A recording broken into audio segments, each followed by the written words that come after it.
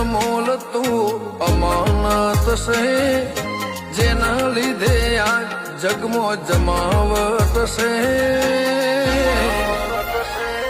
એ નજર હે બાબા તેરી રહેમત કે બરુહા રાખવા કના પલડ્યા ઓશના ખૂણા. તું રૂબરૂ ચમન મળે એવા ચિયા મારા ગુના. વિશ્વા રાખવા કના પલડ્યા ઓશના ખૂણા. તું રૂબરૂ ચમન મળે એવા ચિયા મારા ગુના.